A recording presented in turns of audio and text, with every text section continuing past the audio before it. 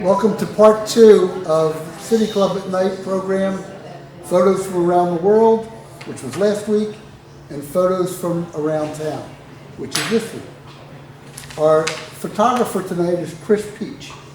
Chris is the Director of Photography and Multimedia at the Register Guard. He's got 40 years of experience and 30 years with the Register Guard. I tried to do some research about Chris. And this will give you an insight into his background. On his website, there's a poem or a piece called Nature or Nurture. I was raised in a family of storytellers and artists. My paternal grandfather was a journalist. He was an exacting writer with a passion for reporting the facts to members of the community.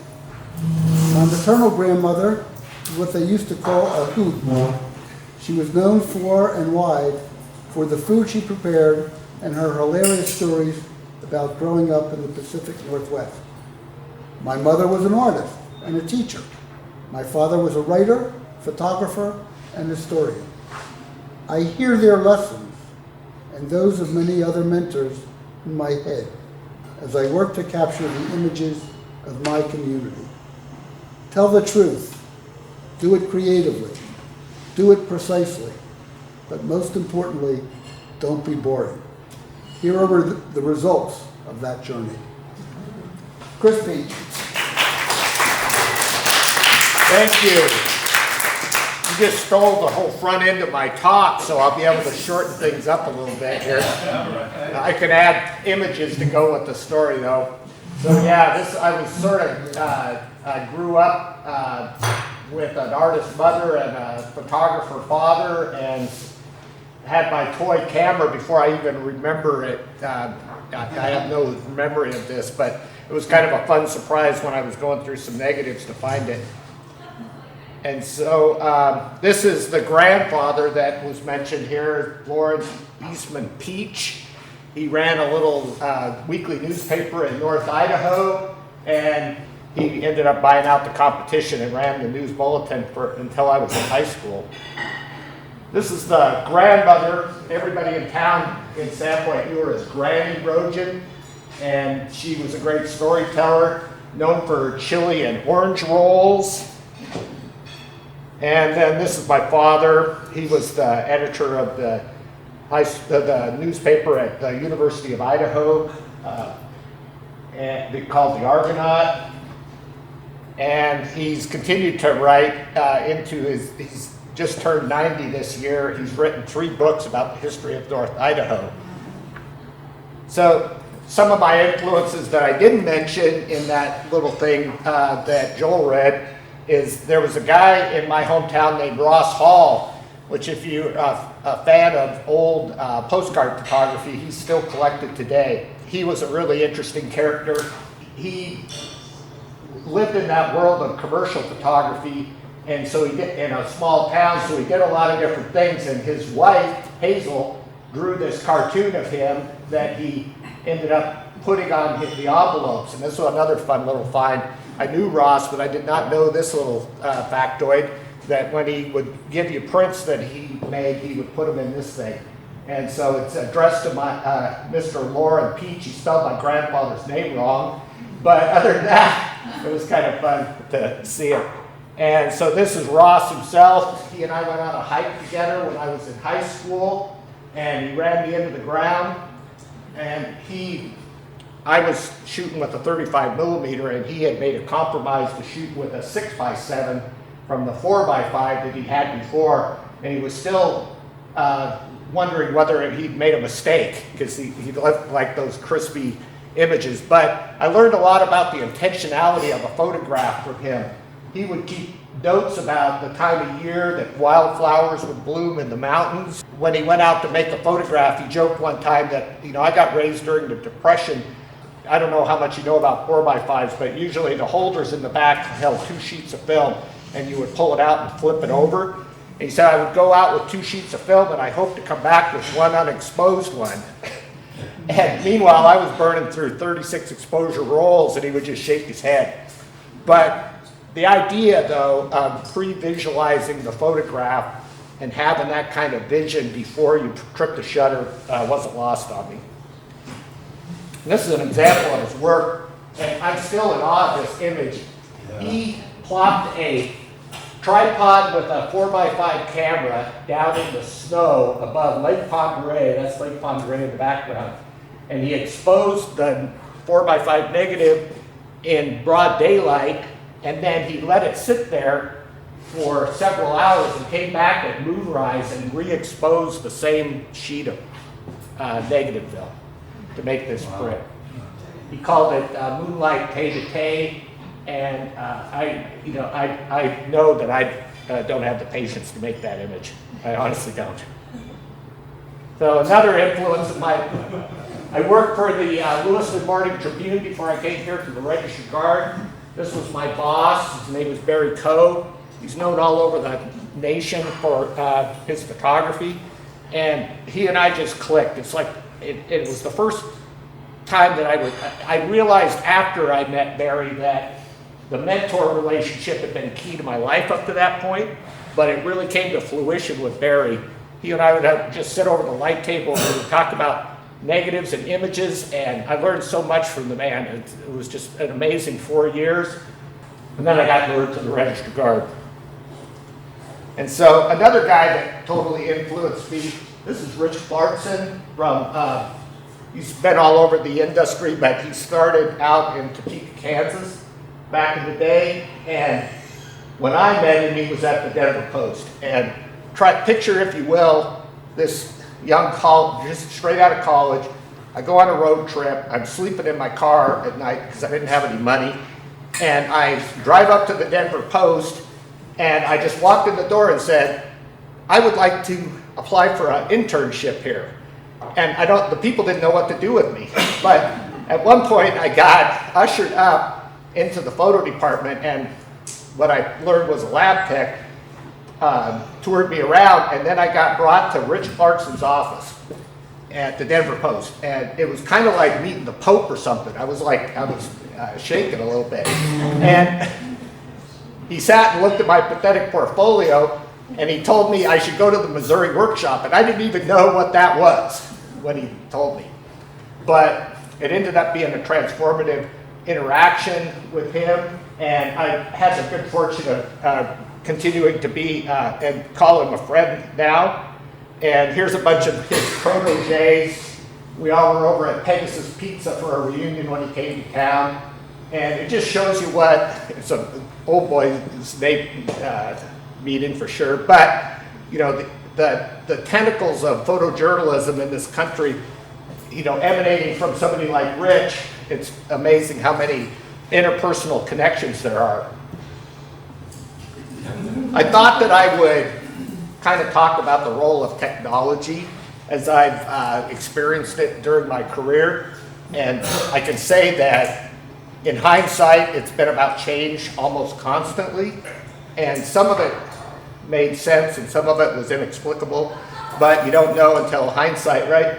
But for me, early on, I shot film and I was experimented all the time with different kinds of developing techniques and things like that to kind of gain an advantage in bad light or whatever. And so early in my career, it became part of my psyche that I was always looking for the next thing, and that hasn't changed at all. If anything, the pace has quickened.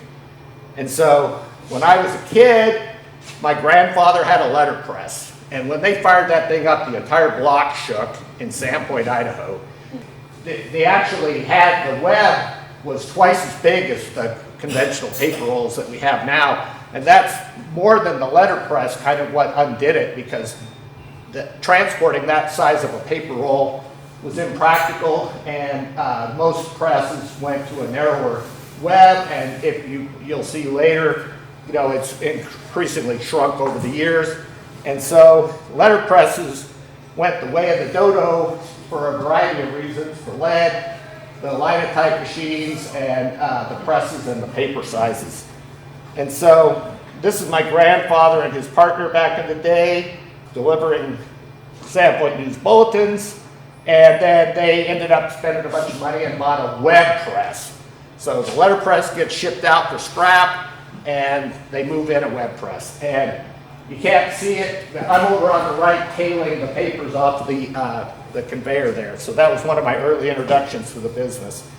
And so here's me as I don't know my ass from a hole in the ground, freshman at the University of Idaho, and experimenting with those chemicals that I talked to you about. And I was kind of a nerd. I had more fun hanging out in the dark room than I did socializing, frankly. But being a photographer was a ticket to a whole bunch of different fun things at the University of Idaho that I know that I would not have been involved in had I not had that camera in my hands. And so I definitely learned that lesson.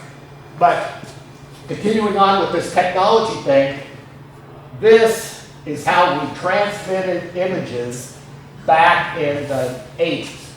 And you can see this janky ass MacGyver thing with the phone, and you would have to make a print, and you would put the caption's missing, but usually you would take a caption over there, it would spin on this thing, and it would take, for a black and white image, it would take about 10 to 12 minutes to transmit it, if you can believe it, over an analog phone line. And that was if everything worked well. And you can imagine what it was like to process film on the road.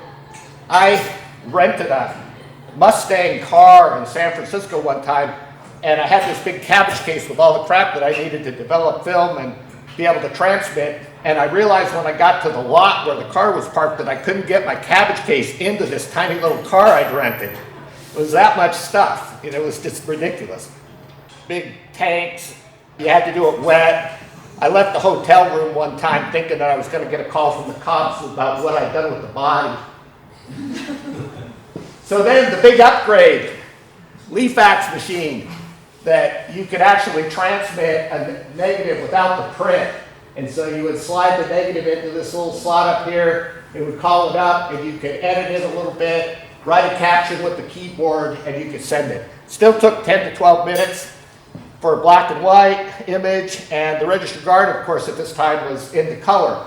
So we had to do a magenta, cyan, and yellow and black printer. It would take over 30 minutes to send a single image over the phone lines. Imagine, if you will, this guy lugging all this gear around, and I get a chance to just have a camera, some batteries, and a laptop. I leaped at the chance to do it, even though the cameras totally sucked at that time, and they were ridiculously expensive. But I saw in that moment how important that would be for the future, and I just became an early adopter. And so things kind of changed a little bit. All of a sudden, instead of running off to a 1-hour lab or back to the hotel to do the film in a bathtub, you're able to stay at the venue and scan the images and transmit them. Game changer. So this is the photo staff at the Register Guard eating cake over the Noritsu film processor right before we shoved it out to the loading dock. So more technology change, if you haven't picked up on my theme here. So this is a recap of my career. I've been a lifelong pursuit of a hair and glasses combo that worked for me. I haven't really settled yet. The whole printing thing is my next little topic, dovetailing off this idea of technology change. The Register Guard spent a ton of money to buy a state-of-the-art printing press. In the time that I'd worked at the paper, we moved it out to Chad Drive so that we had the space to accommodate it. And the thing all got scrapped here about 3 or 4 years ago. They sold it for parts. And that's just the way, it's more of the same thing that I've experienced my entire life. The one thing that's different is back when my grandfather ran his paper, when they transitioned from a letterpress, got rid of the linotypes and started, had a web press, most of the people who had worked at the paper were fairly old and thinking about retirement at that point, and so it was a gentle transition. Some jobs were available and other people just self-selected out, and it seemed to be much more of a natural evolution. But now what we're seeing is that the rug's getting pulled out from under people. It's like the transitions that are happening are so fast-paced that they seem very disruptive. And so I ended up going around the building on the last week that the press ran, made a bunch of photographs of my colleagues, and kind of document that, that final week. And so this illustrates what I'm talking about. This wasn't that long ago, 94. This was the width of the newspaper, and this was what it was like the day that the press quit running. And primarily to save money, but also to newsprint, but also because the advertising blocks that advertisers were sending out, they had adopted a different standard. So you had to play ball whether you liked it or not. And this guy in the middle, he grew up there at the Register Guard. His father was a pressman before him, into an era. Me and Eugene, I embraced it with both hands. Going to the Grateful Dead was like, I was thinking, pinch me, this is great. Hanging out with my people. And so this is what the pandemic did to me. I went feral, and I'm taking grooming tips. If anybody has any ideas, I need to come up with a new look. So where are we at then? The internet comes along, changed everything. People's consumer habits have completely changed on some levels.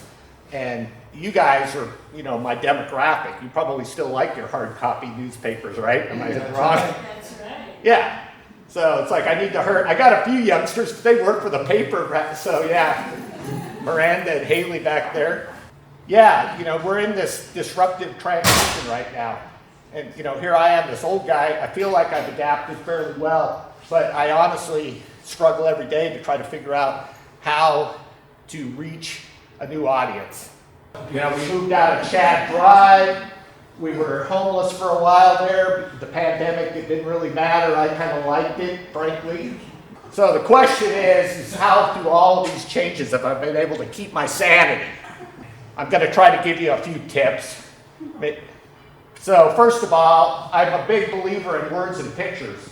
It's what drives me as a photographer and a writer, that if you can write a story and you can make a photograph that reinforces it, or vice versa, it can go either way depending on the circumstances. You end up with, in my opinion, something that the sum is greater than the pieces.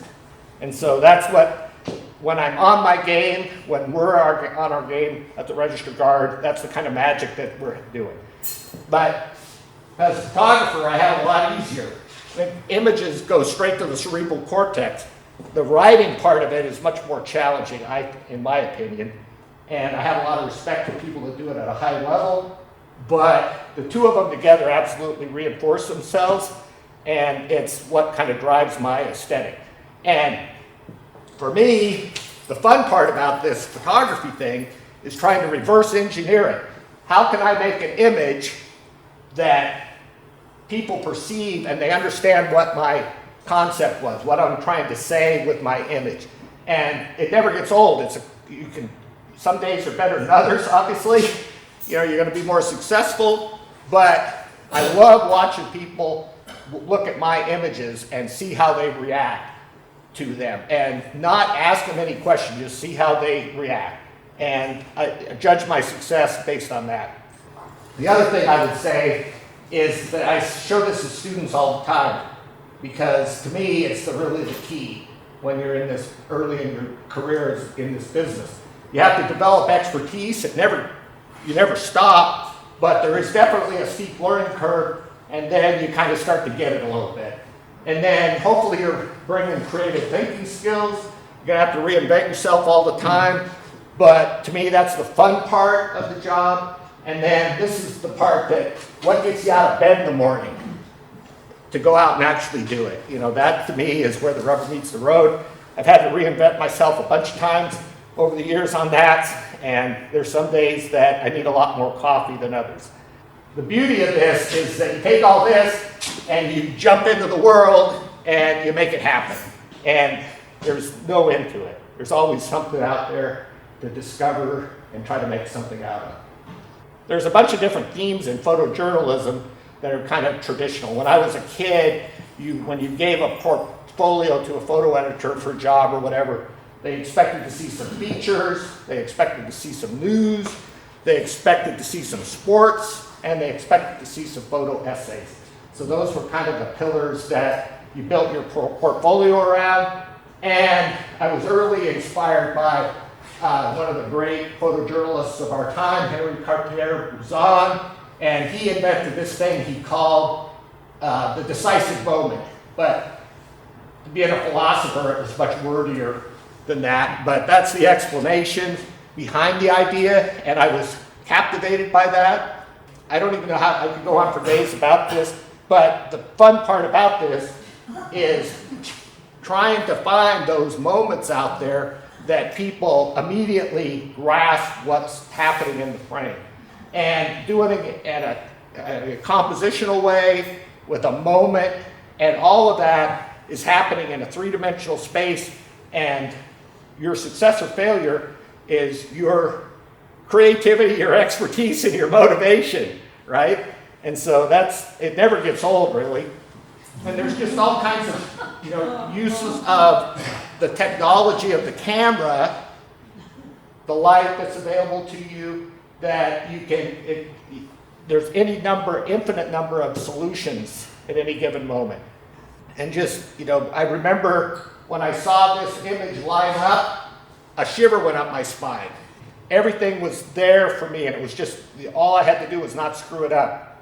Same deal, I like to fall back on things that tickle people's minds a little bit. When I saw this image, I thought of Madonna and Child right away. I think that it works subliminally on people's minds when they see an image like this. I love collaborating with my subjects to come up with interesting ways to make a picture. I said to this police officer when this dog was retiring from the police force over in Springfield, I said, I'd love to make it like he's going to be hanging on the wall here shortly. And the police officer immediately got it, and we punched out one of the other police dog's pictures out of the frame in that moment, and he was totally cool with it. And he said, I'll put it back, it'll be fine. One of my coffee shop bureau spots is Perugino down there, and I parked my car and I saw this woman walking by with this image, and I just thought, okay, another one of these don't screw it up moments. And one of the things about this business is that everything's in play. It's like you're driving down 29th Street and you see this. I told students, if you see something like this and you don't take a picture of it, don't tell me about it, right? But the thing about all the complexity that's involved here, I had to find a place to park, haul my ass down the sidewalk with my camera gear, and explain to these people in T-Rex costumes what the hell I was doing. And then once I was sure I had their cooperation, let it all go back to normal and just let it play out, right? And so every life skill that I developed over 68 years was in play to make that image. So now news. When I was in Lewiston, Idaho, this is the classic life of a newspaper photographer. I was getting ready to head out the door, and I walked by the copy desk and I said, I'm leaving. And they said, we just got a phone call. The grain elevator in Craigmont, Idaho, which I did the math, was 30 minutes away, is reportedly burning down. And at that point, we didn't know if it was a rumor, it was bullshit, or whatever. And I just said, I got to go to that. And so off I went. I get there, and enough time had transpired that the locals were bringing lawn chairs and cases of beer to watch the show. And I just nestled in with them and made this picture. And I put it on a tripod because my exposure was so low that I knew I'd have camera shake. And as I was exposing, a bunch of this grain rolled out of there like a waterfall, but it's flames. And I just went, holy crap. I could not have imagined something like that would happen. But, the preparation, and then you just have this spontaneity that happens that you couldn't even imagine. Same thing. Give you a little idea about how the sausage is made here. We were a color newspaper on weekends, and so we had to go shoot chrome images of things. And Clarkson had this big fireworks show that they had raised a bunch of money for, but we couldn't possibly make a fireworks picture on deadline. So my editor said, could you go over and shoot a picture of the pyrotechs setting up for the show? We'll run it secondary on the front page just so that we show them the flag for Clarkson, Washington, and they know we love them.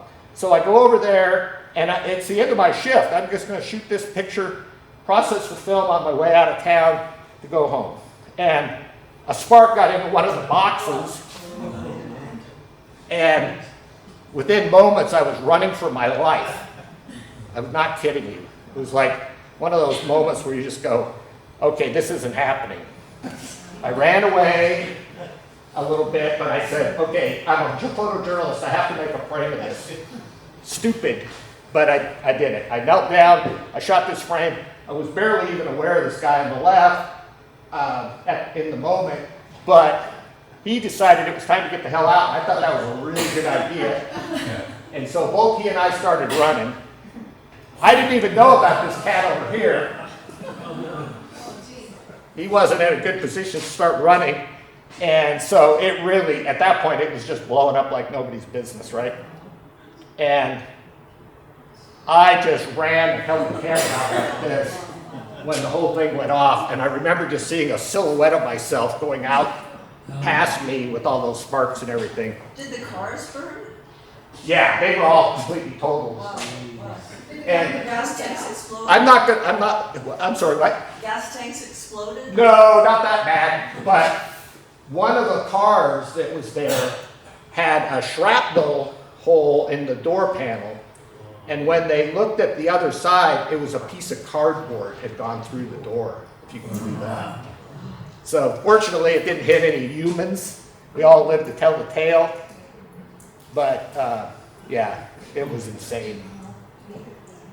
So needless to say, we redid the front page of the paper. And so, forest fires getting more and more common. So I spent a lot of time during the summer covering that kind of stuff. This was the fire down in south of Medford between Ashland and Talent there that wiped out whole neighborhoods.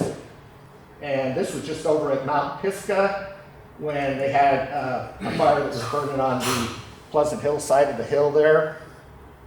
And we're back to Talent now with people picking through what's left of their belongings. They were trying to find some jewelry and some money that they knew was in their trailer. This is up at Blue River. This is a lookout up on the, what the hell is the name of that, Dan? What? Skull Mountain. Skull, yeah, so yeah, and aptly named, I might add. And back to Blue River again. And Springfield where they had headquarters set up. And, you know, trying to put an ender to this, you know, there is no real end to it, frankly. But, you know, as things started to kind of go back to normal, I was looking for a photograph that would kind of impart that idea that we're turning the page. And I was, you know, when I shot this picture, I knew it was a nice picture, but I was really pleasantly surprised how it resonated with people. You know, one of the things that I've totally copped to being here for 30 years is that you all help me figure out what's going on and what matters out there. And so I get tips all the time, and I was aware of this. Judd had created this piece. He does a good job of publicizing things, so I knew what was up there, and I thought, once again, this was a visual representation of the fact that we're kind of trying to put things back together again. And, you know, we ended up, I actually wrote the story myself. I have a little imposter syndrome about writing, I'm not going to lie, but I felt like it was too important, and we made a package out of it for the paper. So, the other spot news thing, protests in Eugene. It's a tradition going back at least to the 60s, right? And so for me, it's a continuum. But being a photographer is kind of like being a fire plug at a dog park. So you have to be a little careful. when you're out there. And so I was quite happy to stand back on this one and shoot toward the flames. And I think it was probably a more powerful photograph than it would have been had I been closer with a wide. Yeah. But there are times when there's no other way to do it than to just get in there and hope that you have a good outcome. This is the Antifa folks hanging out with the Trumper, MAGA folks, the Back the Blue crowd that had a bunch of activities over in Springfield, but they came over to Eugene that day. This picture always cracks me up every time I look at it. It's like this guy brought an automatic weapon to a hug fest. You know, the women just ran him down the street.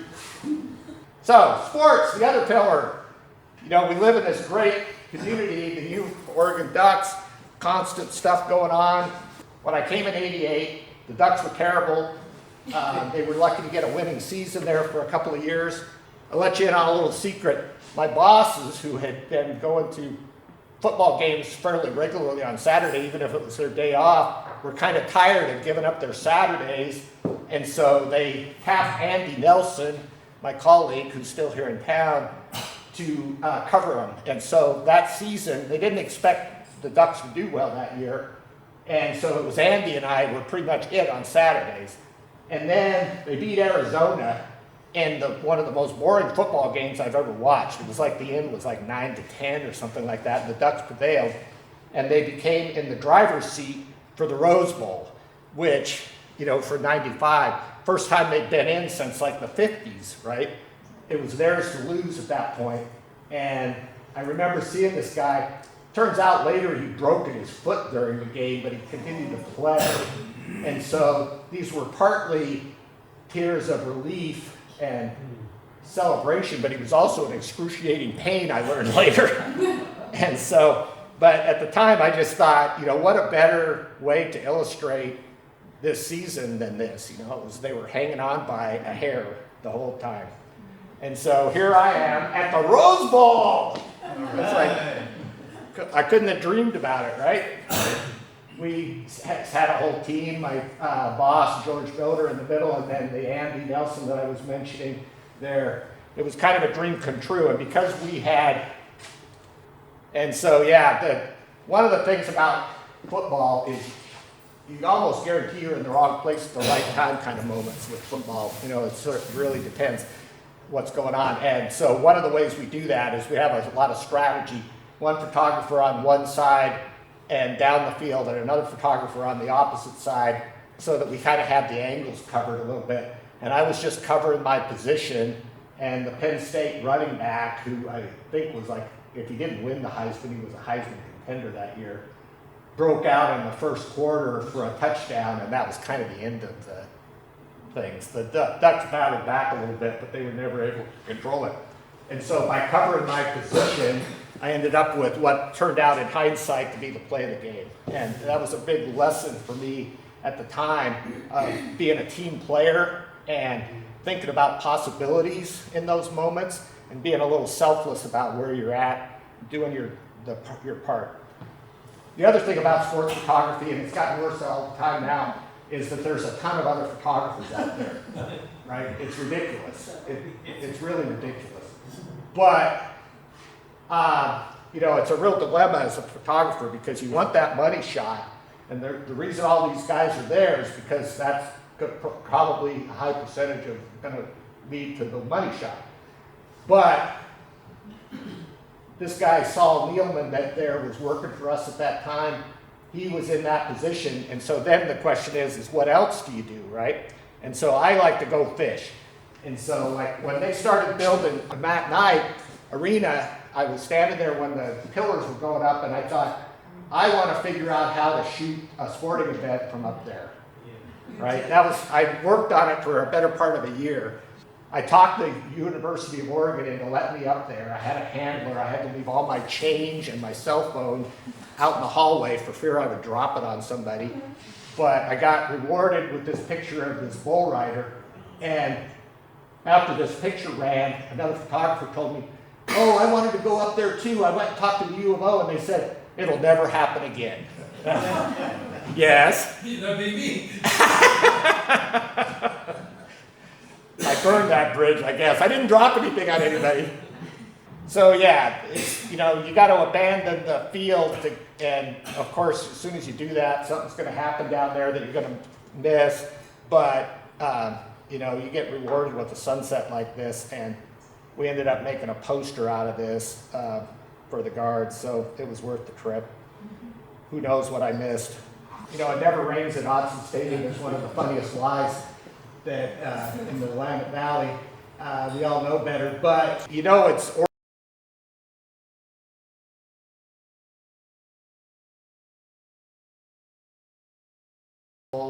been national championship games, Pac 10 and 12 championship.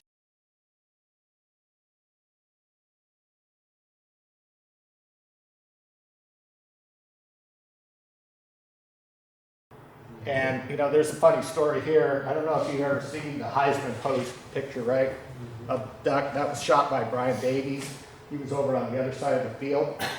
And so when I shot this picture, I thought, okay, I got the cover picture, piece of cake, right?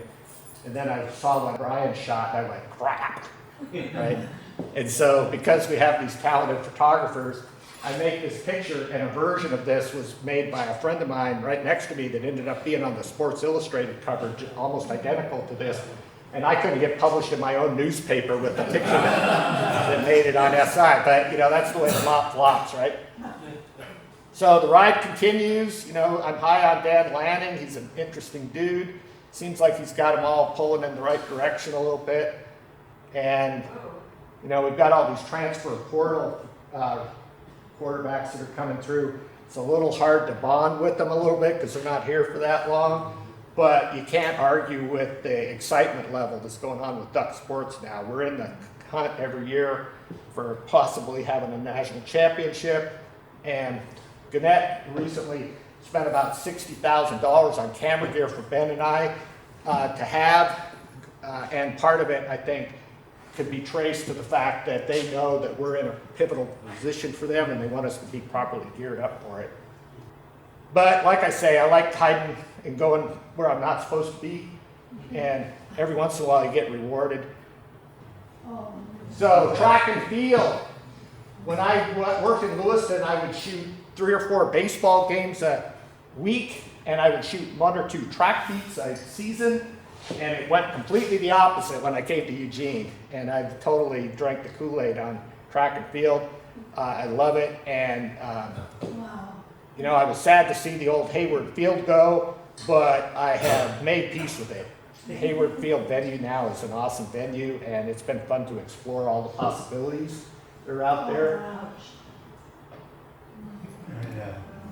Yeah, Richardson. You know, you just need to try to keep up with her. That woman's a tornado. And Noah Lyles. You can't take your eyes off the guy. And, you know, these kinds of magic moments, too, that, you know, I just feel privileged to be there and be in the right spot. So, am I losing anybody? How are we doing? Great. All right. All right. COVID-19. Big kick in the gluteus, right? And I didn't know when that started what I was going to do. We got told to work remotely fairly quickly. And I'm thinking, how the hell does a photographer shoot pictures while socially distancing? Right? Yeah. I didn't have a clue what I was going to do. And I have to say, some of the people in this audience helped me solve that problem, and other people like you out there, because by this time I've been in the community long enough that I had a lot of allies out there, and I would just put out pleas for things that were going on, and they would feed me ideas. And so, you know, stuff like the testing happens, you know, that's the biggest problem there, was just getting access to that kind of stuff with all the HIPAA laws and everything. You know, it's kind of an interesting dilemma that we've got this global healthcare crisis going on, but the laws that exist kind of make it difficult to actually cover it, and cover it in a way that is really informs people about what's going on and has the right gravitas to it. So I talked Whitebird into letting me in for one of their clinics that they were having, as long as I didn't shoot any the patients that were coming in, the people that their clients, it occurred to me when I got there that I didn't need that because the people that were on the front lines were a good enough story for me. And all these little moments, I've tried to look for moments, this sanitizing the podium thing, I thought kind of spoke to the tedium of what we were dealing with. And then it was dystopian. I mean, you know, think about it. It's like you drive down I-5 and there wasn't hardly anybody on the road. It was weird. So, Tatiana, she found out about this wedding, and when I got there, I realized that I needed to be up high, and so I just asked the family and said, do you have a 12-foot ladder I can borrow? And they were delighted to help me out. One of the care centers over here having socially distant yoga on their decks. University, one of the photo editor tried to make a portrait for the magazine that they had to put out pretty much remotely about halfway through the semester. And they came up with this concept piece, and he did it just in this janky garage that was attached to the apartment that he was renting at the time. All the rituals that we've kind of forgotten now with social distancing. This woman worked at the ER at Sacred Heart and would come home and have to strip down and put all her clothes in the laundry and take a shower and everything before she could hang out with her kids.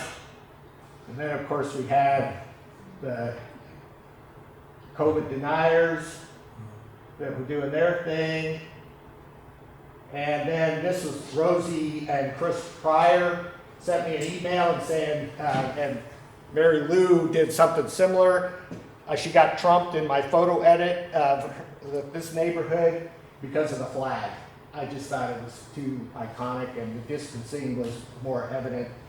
And then Gerald in the audience tipped me off to the symphony, was going to do a video to make up for the fact that they weren't able to do public things. And so, you know, I said, yeah, I need to invite myself to that. And it was fun and made kind of a similar thing to the wedding, that everybody's socially distancing. And then the YMCA went COVID Santa, and these guys have become good friends of mine as well. They did it for like 2 or 3 years in a row where they were having meetings with Santa via Zoom. It was adorable. And then finally we get a vaccine and we're starting to climb back out of it a little bit. So, one of the other themes that I kind of latched onto was, I didn't even realize it until later, but I was drawn toward the issues of homelessness and lack of shelter for people. And when I was an intern at the Chronicle in Spokane, I went to the House of Charity and hung out off and on a couple different times right before Christmas, and we ended up running a photo page in the Chronicle about it. And so that kind of got me started with trying to go into places that people would not normally go and try to show viewers what that would look like. And, you know, fast forward to Eugene and Springfield, you know, it's become really a public health problem, and it's a complicated issue to solve. One of the things I realized was I was playing whack-a-mole on this, because we would parachute in and do these stories when issues manifested in the community, and it usually had to do with somebody being asked to leave a campsite or some other issue would come up, and I always felt like I was behind in my coverage. And so I decided to just turn it into a beat. And so I would go to some of these homeless camps and I would show my face and I would meet the people that were living there, and it kind of coincided with the Occupy movement, and so they had a reason to cooperate with me. They were looking to get the word out. I became much more satisfied as a photojournalist as a consequence of doing that. It was the only thing that was weird about it was it took me that long to figure it out. And so I was anticipating things instead of reacting to things that were happening with the homeless community. And I began to make real photographs that I was pleased with, that really showed what the situation was like. And I ended up getting some allies. So I had the people in the homeless community knew what I was doing. I had respect for them, they had some respect for me, and the cops knew what I was up to too. So I was able to get access that I probably would not have gotten had I not put in that time. I want to put a face on this problem. It's not enough for me just to go take a picture of some poor bastard, walking along with his belongings or something and then not go up and talk to him. And also I wanted to offer that there were some solutions that were being found out there. And so it's been an evolutionary process. We're still in the process of doing that. Problem seems to kind of stay just out a little bit in front of us. But there are some positive things happening in the community, and I feel like I need to show people that. Yeah, Red and Tracy. What's that? Oh, my friend Red and Tracy. Oh, yeah. Yeah. Yeah, they were pioneers Yeah. in that They were. community of theirs. It's still going strong up there by Yeah. the Good Samaritan home. Like I say, I want people to understand that we're talking about real people here. One of my colleagues one time joked to me that half of our job is finding some really good light and waiting for something to happen in it. And this was a case of that. I could recognize that Otson was giving me a gift, and I just needed to line things up, and it worked out for me. So I just hung out right on the edge of that shadow, and something good happened. Cool. PK Park is kind of like Stonehenge over there. You wait, you if the game starts at the right time, you can get some things to happen there that are kind of magical and kind of transcend the game a little bit. Sometimes you have to take matters into your own hands though. So I wanted to do a story on this little girl, and she had a kind of a love affair going with a benefactor fairy that was leaving her gifts at this bench during the COVID, and but the bench is totally in the shadow there. It's pretty much that way all day, and so I ended up hanging out in the blackberry bushes and made Dad hold my light and made this portrait. Wouldn't have worked without artificial light. And so you have to be a technician, and I wanted to do something spooky with this couple that had their yard completely redone because of Baxter, and they were totally into it, do American Gothic, but it needed that spooky light to work. Nice. One of the other things that happened, and some people in the room here were my cohorts in crime on this, is when I got the job of being director of photography, my first big project that I had to oversee was the eclipse that came through Oregon. Made a couple of trips to Eastern Oregon in the course of it, both for the setup ahead of time and then the eclipse itself. The Morrisons, who I would go on a long car ride anytime with, joined me along with some interns from the U of O, and Alicia Dodds over on the right was a reporter with me. And we spread out, we had a photographer and reporters in Corvallis on the coast, and then we were up in Madras chewing dirt out at the airport out there. Lots of technical things to deal with to try to make a photograph there, and so Dan and I did a lot of brainstorming and back and forthing and buying things and seeing if they worked. This was kind of my precursor to going to Burning Man. It was very difficult circumstances to live in, but if it doesn't kill you. We're so close together. Yeah. We were all sleeping. That next morning we said, Deb, you snore. Yeah.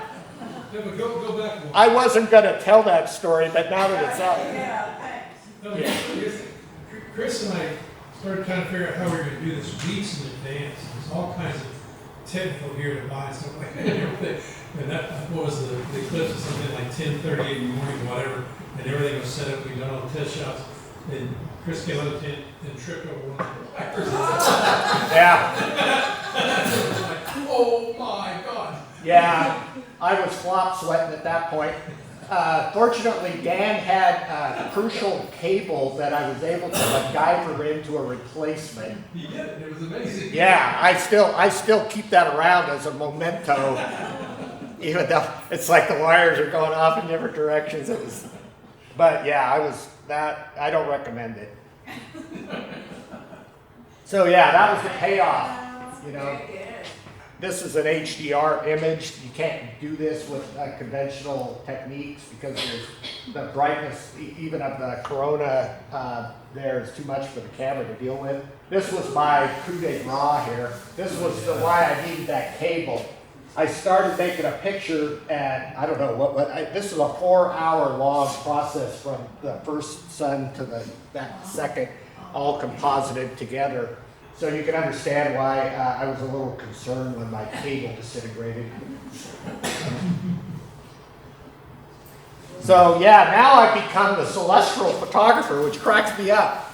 But it's kind of a curse in a way. But on the other hand, though, it's like it's forced me to chase things that I probably would have shrugged and said, I just didn't get a good night's sleep.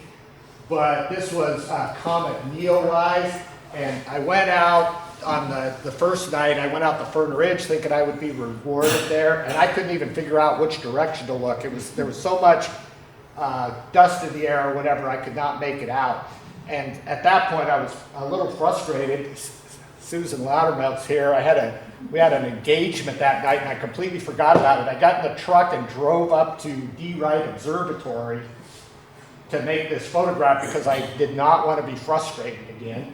It was kind of like one of those lifeboat ethics deals. I was up there with these two nerdy birders, a Mormon with a 6-pack of beer, and a family of people that I learned were camping up there somewhere, kind of semi-permanently. And one of the kids, that was about 8 years old, kept wanting to look through my viewfinder all the time to see what I was seeing, and then suggested that I put all my stuff up on YouTube, which I thought was, thanks for the tip, kid. It was pretty fun to make this picture, for sure. And then, so like I say, now I can't get out of it. We had that annular eclipse, and you know, Oregon being Oregon, you know, this clouds rolled in, and I honestly had given up. I didn't think I was going to be able to make a picture of the eclipse itself. So I turned around and I started shooting pictures of the people that were watching, thinking I would have a fallback position. Miranda over there was down at the science center, right? And they couldn't see it down there. And I had other photographer friends who were other places, and they didn't get rewarded either. But for some reason, the clouds parted just enough from the butte that I was able to make this image, and it was just fleeting. And I had my filter on the camera, and I realized with the first frame that wasn't going to work, and I was thinking, oh great, I'm going to lose my eyesight over this, but I got to take the filter off and shoot a photograph. And so I just kind of used the LCD screen to navigate. And one of the things that was totally unexpected too is that because we're part of the Gannett network, you know, there were photographers all across the country that were trying to capture images as well. But because we were on the West Coast, we were the first ones to see it. And I was able to put that picture up, and this picture got legs across the entire network. There were other photographers in other parts of the country that had much better views and arguably much better photographs, but I had the first one. And so I had a moment there for about 4 hours where my picture held the ground on the cycle. So this was another moment that Gerald was kind of PO'd at me, because we went the next night to this exact same spot and we didn't see anything near this good. It was amazing that I happened to be there when this all unfolded like it did. It turned out to be the peak night, and I went out there with absolutely zero expectations of being rewarded, and I just was like blown away about what we were able to see. So the final pillar of any good photographer's portfolio are the essays, and I get the most satisfaction out of that.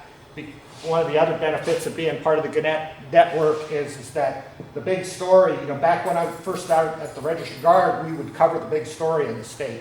We'd even go, you know, Paul Carter went down to San Francisco for the earthquake. We had that kind of reach, but as things have contracted, we've been much more of a locally focused newspaper, and travel was a little bit more restricted. But all of a sudden it kind of opened up for me with this dam story that we had. Arizona Republic was really interested in covering that, and they brought their own photographer at one point during the process, but I ended up inheriting a lot of this, and it was really rewarding to be able to go back multiple times and get to know the people who were involved and document this whole thing unfolding, both sides, the people that were impacted and the people who had lobbied for it. What dam? I'm sorry? What dam? There was actually 3 of them, the Copco, Iron Gate, and John Boyle. What river? Klamath. Wow. Yeah, the tribes have been lobbying for a long time to let the Klamath River run free again. And you can imagine that there was a lot of competing interests on that, to say the least.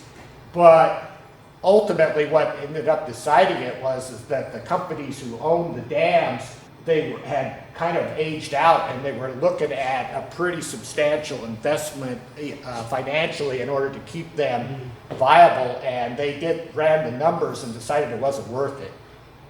And so they ended up agreeing to take them down. And it's an amazing project to see this river that hadn't run free for 100 years in some cases, depending on the dam we're talking about, all of a sudden that whole area got opened up. And it was not pretty for a while. But yeah, you can imagine what a mammoth effort that involved. You can kind of see the concrete of what used to be where the dam was seated there. And a lot of the warm water fish that had grown in the lakes died, and the eagles liked it. But yeah, the tribes, I got to know a lot of these people. They've been working on this for a generation. And so it was a really big emotional moment for them. Very solemn, but celebratory. All kinds of weird treasures manifested out of the mud. And this thing is completely, all the spokes and stuff are rotted out, but it's sat there underwater. It's just kind of in a position, if you touched it, it would probably just start disintegrating.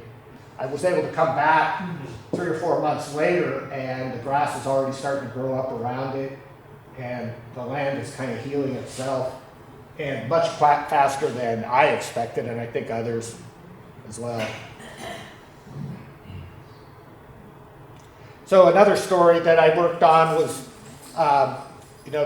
the opportunity to avail yourself of hospice services here if you're facing end-of-life decisions. Was a story that we wanted to do a year ago or so. And when the reporter came to me with the idea, I said, we got to find a person who's going through this. And I saw her shoulders slump. I knew she recognized the challenge that was going to be involved there. But we found this woman in the middle had started a service where she would help people through this and help them navigate. And so we put it to her, and she ended up coming back with it almost made me cry. She said, I'm in the position of offering people choices. Why would I take this choice away from them? And so she asked some of her clients if they would be willing to do it, to be a subject, and Steve said yeah. So I hung out with Steve off and on for several months, and he just went at life with both hands. He was doing all the things that he wanted to do, knowing that he had a limit on how long he was going to be on the planet, and it was just really fun to hang out with him. He and I became friends during all this, and he couldn't have been more hospitable to me. His family, some of his activities. He just had this amazing outlook on life. I know he had a lot of personal, angst about it all, but he just said, hey, I got to make the best of what I've got. And so I went to his birthday party where he got a spanking for his birthday. And this was after the story ran, but at that point, I was kind of part of the tribe and went to the birthday party. And when this unfolded, I said, okay, I got to take a photo of that. And he passed away a couple of months later. I want to end on a happy note. I've kind of fallen in love with Odell Lake in the winter. I love going up there. It's a beautiful location. And it started with this image of a gray jay coming in for a landing at Shelter Cove I've been back a bunch since. If I get a choice to go do the first snow of winter, I want to go to Shelter Cove and Willamette again. Just a really magical spot. Lots going on up there with eagles hanging out through the first snow for the kokanee. These little fun chance encounters. This woman was hanging out. I didn't know quite what she was up to, but as she came up the path, I shouted to her and I said, "Can I take a photograph of you as you come across this bridge?" And she didn't know what the hell I was even doing, I don't think, but she agreed. I guess I wasn't putting off creeper vibes too bad.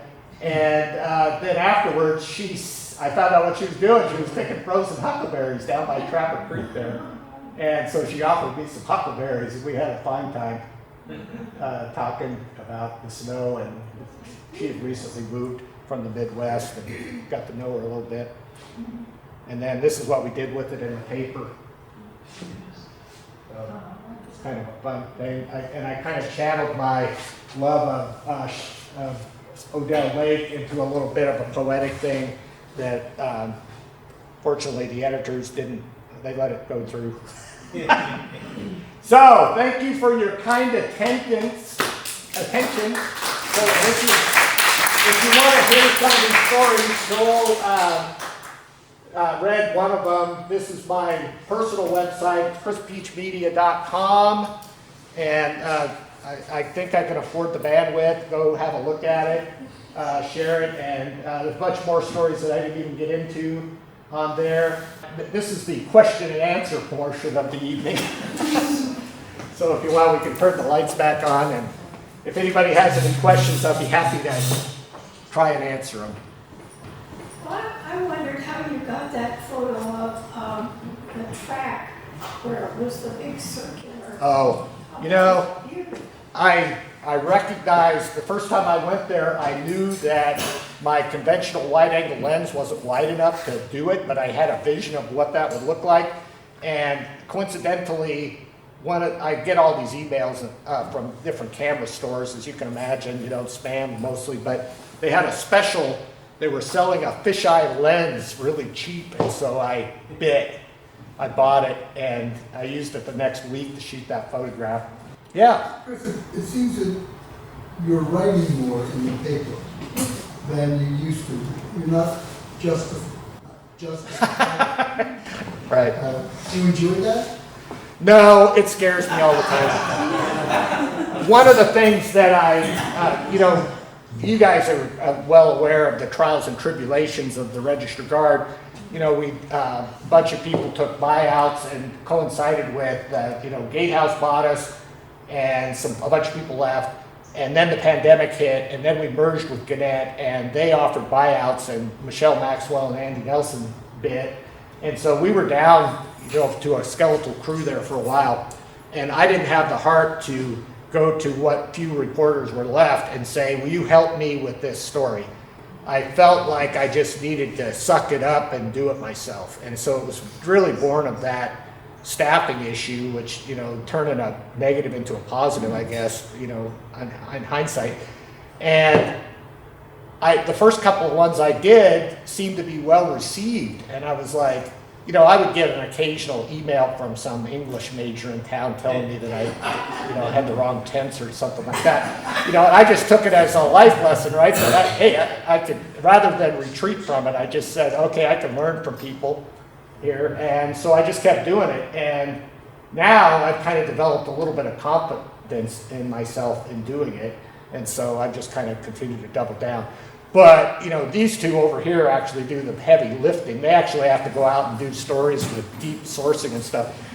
My joke, I do this thing I call the looking back, and my joke is that I've lived long enough that I can write looking back features from memory. So that's pretty much, I go for the easy lift and leave them the hard work. And the other thing, circling back to my words and pictures thing, what better way to marry words and pictures than to do it all yourself, right? So kind of makes it easy. Yes?